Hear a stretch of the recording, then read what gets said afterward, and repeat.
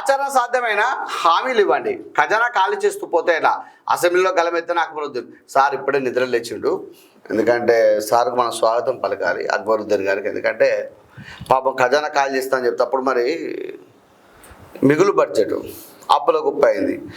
రాష్ట్రంలో కూడా బుల్లెట్ బండి వేసుకొని ప్రగతి భవన్కు వీళ్ళ అన్నగారు వచ్చి పోయినాడు. బుల్లెట్ బండి వేసుకొని అక్బరుద్దీన్ వచ్చి అసదుద్దీన్ వచ్చి బండి వేసుకపోయినాడు.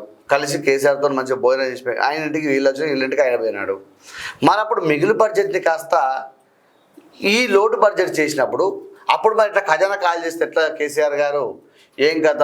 కనీసము ఓల్డ్ సిటీకి మెట్రో దిక్కులేదు, మెట్రో ఏర్పాటు చేయాల్సిన అవసరం ఉండదా? అక్కడ ప్రజల యొక్క బాగోగులు చూడాల్సిన అవసరం ఉంటుంది కదా. ఇలా ప్రతిసారి మీరే అక్కడ గెలుస్తున్నారు కదా. అక్కడ పాత బస్తీ లోపల ఒక బస్తీలలో అభివృద్ధి ఎట్టిపోయింది. ఇలా రేవంత్ రెడ్డి గారు వచ్చిన తర్వాతనే కదా మిమ్మల్ని కూర్చోబెట్టి ఆ పాత బస్తీలో నుంచి కూడా మొత్తం కూడా మెట్రో పోవాలని చెప్పి మాట్లాడేది. మరి ఆయన ఎందుకు మీరు విమర్శిస్తూ ఉన్నారు? మరి అదే మీకెందుకు అభివృద్ధి జరగలేదు? అప్పుడు కాళేశ్వరం సంగతి ఎందుకు మాట్లాడలేదు? మిషన్ భగీరథ గురించి ఎందుకు మాట్లాడలేదు? హరితహారం గురించి ఎందుకు మాట్లాడలేదు? 10 సంవత్సరాలు చెట్లు పెడతారు. ఆయన నాకు అర్థంగా ఇప్పుడు చెట్లు హరితహారం ఉంది, చెట్లు పెడతారు ఈ సంవత్సరం. అధికారులు పోతారు, నాయకులు పోతారు, అందరు మనుషులు చెట్టు పెడతారు, ఫోటోలు దిగుతారు, 10 రోజుల తర్వాత ఎటోళ్ళు పోతారు.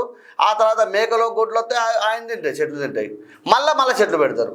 కానీ ఇప్పుడు హరితహారం లోపల ఈ జిల్లాలో పడినో ఇంకో జిల్లాలో పడినో హరితహారం ద్వారా పెట్టిన చెట్లు ఎన్ని బతికినా ఎన్ని చచ్చినా మీరు నివేదికిస్తారా?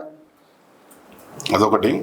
మళ్ళీ వాళ్ళు ఏ పొజిషన్లో పెడతారంటే కరెక్ట్ తీసుకుపోయి కరెంట్ వైర్ల కింద పెడతారు. అవి కొంచెం పెరగగానే వాళ్ళు ఏం చేస్తారు, మనం అంత పెరుగుడు కూడా పెరిగే శ్రీకాంత్ గారు. అది ఒకవేళ ఉన్నా కూడా దాన్ని నీళ్లు పోయాలా? దాని సంరక్షణ బాధ్యత ఎవరు తీసుకుంటారు?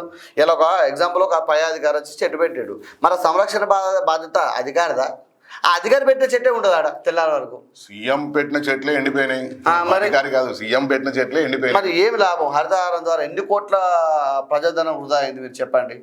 ఇక అంటే ఇలా అంటారు, కింద కామెంట్ కూడా పెడతాడు, మీరు కాంగ్రెసా, మీరు టీఆర్ఎస్ఆ, మీరు బీజేపీ అని పెడతారు. అరే వాస్తవం మాట్లాడితే ఎందుకు ఇంత ఉలికొస్తుంది? వాస్తవం మాట్లాడితే వాళ్ళు గ్రహించక ఇదేంటంటే ఒకసారి ఒకరు మాట్లాడినప్పుడు మనము అని కాదు, ఎవరైనా మాట్లాడినప్పుడు అసలు ఏంది ఇది వాస్తవమా కాదా గ్రహించండి. వాస్తవం అయితే గ్రహించి అది మనసు అయితే ఒకటి చెప్తుంది కదా, పార్టీ ఒకటి చెప్పినా మనసు అయితే ఒకటి చెప్తుంది కదా. పార్టీ పరంగా ఆలోచించకుండా వాస్తవానికి ఆలోచించి అసలు వాస్తవమా కాదా, అసలు గత సంవత్సరంలో అంటే గత కాలంలో అసలు ఏమేమి పెట్టుబడులు అయినాయి, దాంట్లో ఏమేంటి ప్రజలకు వినియోగపడ్డాయి, అసలు దేనికోసం అప్పులైనాయి, దేనికోసం వడ్డీలు కడతారు, అసలు మనకు ఉపయోగపడుతున్నాయా లేవా అవి అని చూడాల్సిన అవసరం ఉంటుంది. ఇవన్నీ ఎట్లుండే అబ్బో మామూలు అంటావు, నువ్వు ఏమనుకుంటున్నావు అంటారు.